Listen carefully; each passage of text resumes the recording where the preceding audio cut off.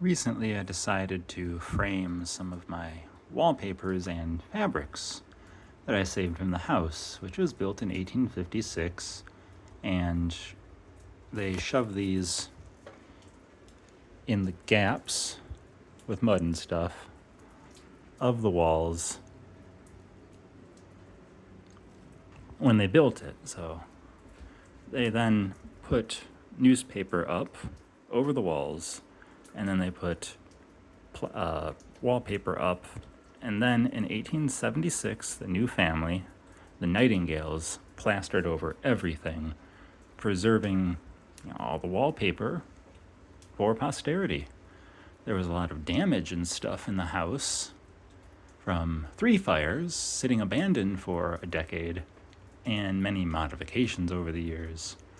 But we've been slowly working on restoring it.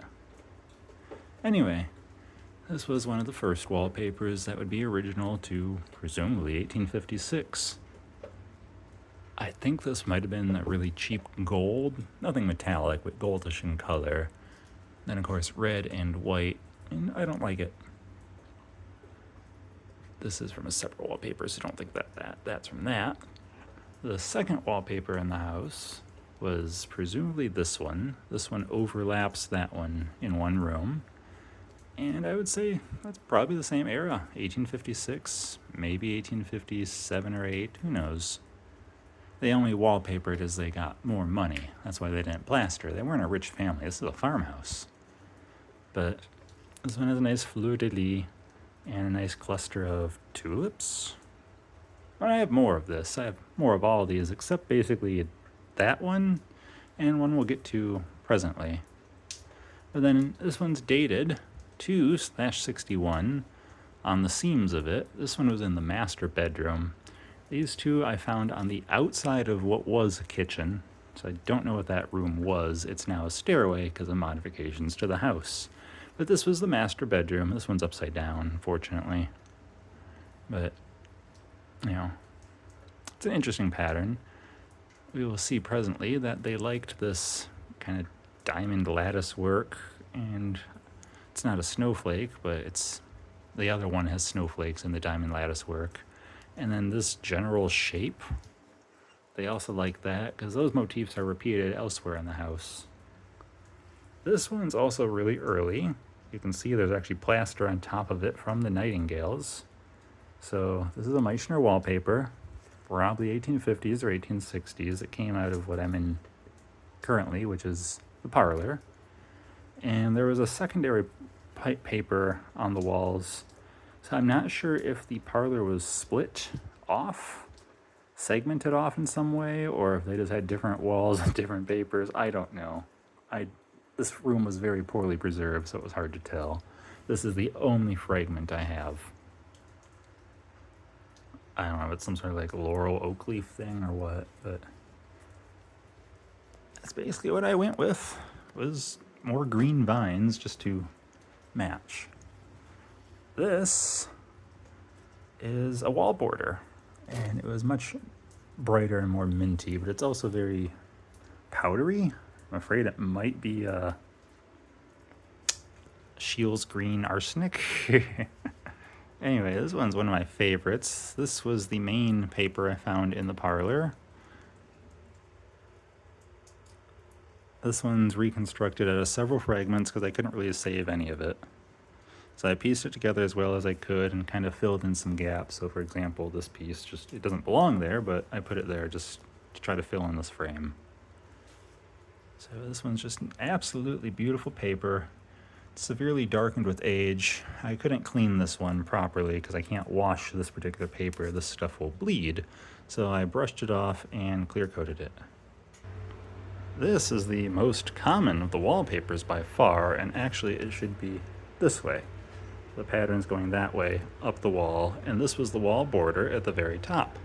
However, that wall border was only on this wall up there, so I don't think they liked it. I'm going to guess what happened is they read about it in a catalog, thought it might match, ordered it, and it turned out to be terrible. But we get more of that diamond lattice work and snowflake pattern, so it's just something they really liked. Also, I'm afraid that my flashlight just turned off because apparently my phone is overheating. So when I redid this room, which is our dining room, I found a similar wallpaper. And we decided to put in these beautiful panels with some of the remains. Oh look, my flashlight turned back on. Out of some of the hand split plaster, so they take wide boards and they crack them and expand them while they're still attached to themselves to fill in with plaster.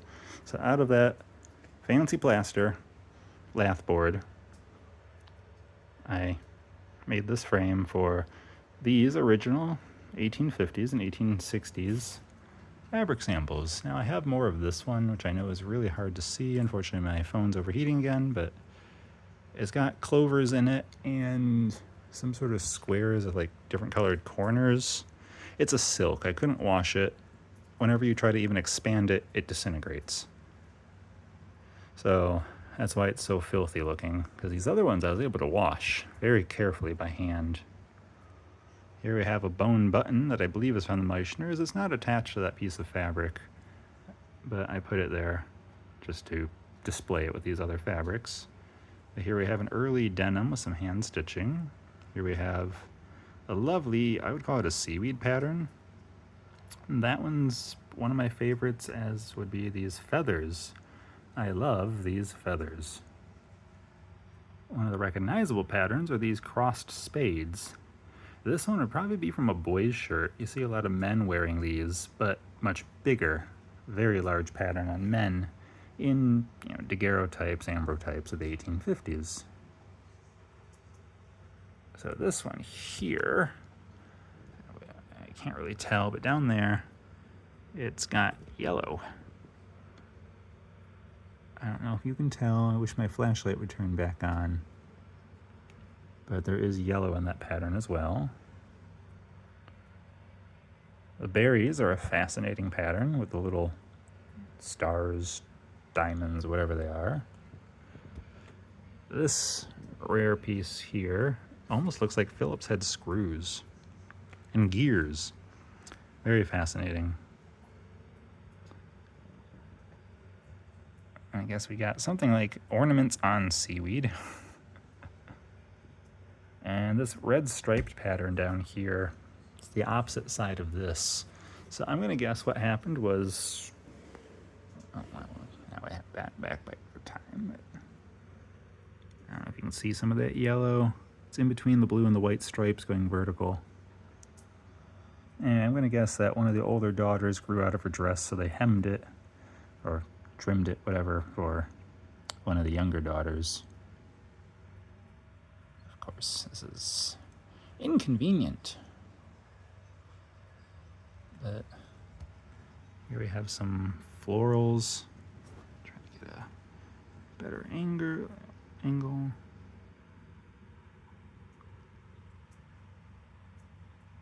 This floral pattern really looks like something out of the 1950s, not the 1850s, but it's indisputable. The last wallpaper went up in 1863. That was the one in the dining room. So that was the newest of the wallpaper, and then it all got preserved behind the Nightingale's 1876 plaster. This black piece here is part of Anson Misener's frock coat. I have more of it. It's felted wool. It's one of the last pieces of fabric I ever did find while remodeling. This iron nail has a string attached to it. Came out of the parlor. It was behind the Nightingale plaster, so presumably it's a Misener string, so I just included it in here. You can see this hook. I don't know if that goes into an eyelet on a woman's dress or something, but there's red fibers with white mixed into that piece. The hook was an exciting find to me. Here we have a window pane pattern, and this is an 1850s, presumably, suspender brace or buckle. I found that in the 1850s trash pit right outside the kitchen window. Everything in there would be 1850s and earlier. There was some stuff from the 1840s that I was able to date. Oh look, a yellow thread. Proof that it's in there. If I can get that flashlight back. I'll just show the silk real quick before I run off. This is a 1855 letter that fell out of the window trim. It's a very boring letter, and it's older than the house, which I find ironic, but it's from their cousins in Jackson, Michigan, writing to them just about the prices of things on the farm. You can kind of see it here better in this sample. This is as much as I can open this piece up. The silk. So yeah, there's the clovers and the rectangles that have a diagonal line and different colored corners. A very strange silk. I have a lot of it. It's just in horrible shape. You can just see it just completely shreds. This came out of the Misener's bedroom wall. It was between boards because the wood of the house is overlapped 2 layers, so there's still some of it inside the walls that I'll never be able to get out. So you know it was put in when they built the house in 1856. So going back to this, everything is older than this, because this is 1863. Here we have one of the newspapers on the back of it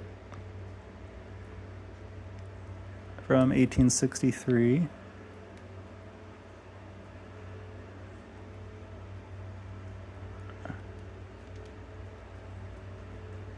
Just a fascinating piece. This room had the best of the preservation, because this whole wall was still intact with newspapers and wallpaper. That wall was largely intact with wallpaper. So you can see my choice is pretty close. Obviously not exact. I don't have the money to have it reprinted, but I was happy. And to me, this pattern here is very similar to this pattern here. So you get an idea for what patterns they liked, and of course what colors they liked. They largely seem to have liked reds. That's reflected in their wallpaper choices and their fabric choices. But they seem to like snowflakes, they like diamond lattices, they like the color blue. We saw that in some of their fabrics. And for some reason they like arsenic green. But I'm pretty sure that the snowflakes in the other room, that those are arsenic. So I never find more fabric, unfortunately, or wallpaper, because we're done with the restoration of the house. And I know that a lot of this was lost. I'm told that previous people found samples and just threw them away, not really thinking anything of them. Who knows, dozens more rare fabrics that you'll never see again survived 150 years until previous owners just discarded them. It's a tragic loss, but I've preserved what I could, and I have boxes of wallpaper and newspaper and fabric scraps. I have more fabrics that I haven't put on here just because they're either like this mess. I know you can't really see, it's just completely shredded away. You'll never be able to discern a pattern out of it. It was red, white, and blue, or they're just plain white.